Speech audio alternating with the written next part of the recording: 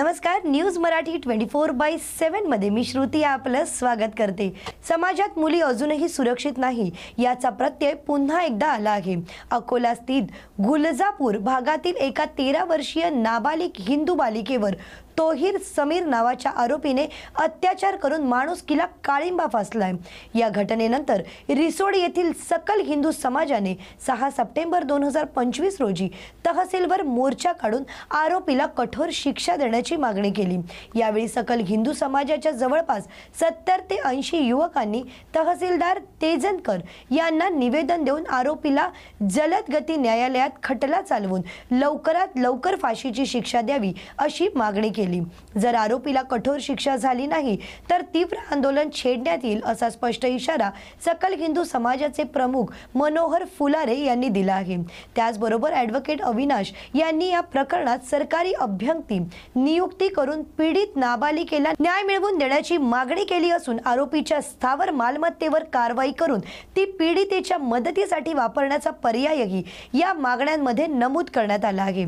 त्यामुळे अशा गंभीर प्रकरणांवर कोणती कारवाई केली जाते यासाठी संपूर्ण महाराष्ट्राची नजर आता गृहमंत्री आणि राज्य शासनावर खिळली आहे।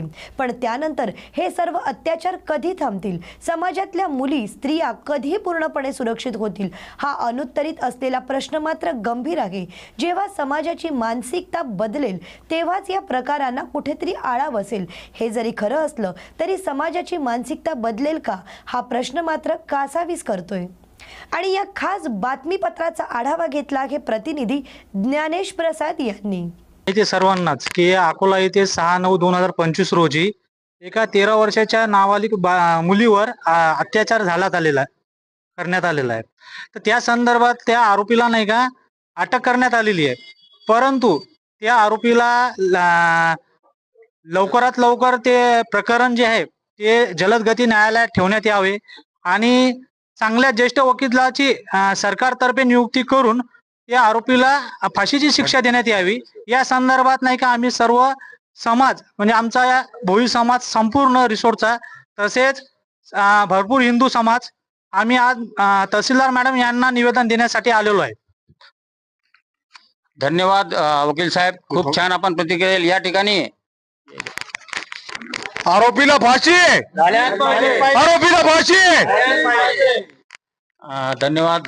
हे आहेत मनोहर दादा फुलारे, रिसोड येथील सकल हिंदू समाजाच्या वतीने या ठिकाणी निवेदन देण्यासाठी दिले। दादा, एका अकोल्यामध्ये गुलजारपुरा मध्ये राहणाऱ्या एका 13 वर्षीय बालिकेवर एका परधर्मीय युवकाकडून एक म्हणजे बलात्कार करण्यात आला, तर त्यासाठी तुम्ही इथं निवेदन देण्यासाठी आले आहात। काय नेमकं प्रतिक्रिया तुमच्या, काय करायला पाहिजे या प्रकरणामध्ये? त्याला जर योग्य सजा नाही झाली तर याच्या पुढे पुन्हा तीव्र आंदोलन करण्याचा इशारा आम्ही देत आहोत।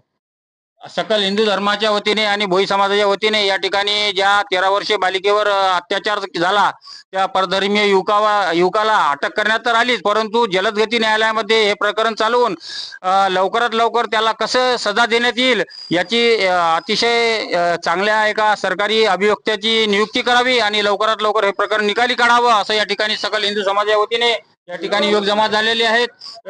तर काय म्हणाल तुम्ही सर्वजण, काय तुमचा रोष आहे या प्रकरणात? आरोपीला फाशी, आरोपीला फाशी पाहिजे।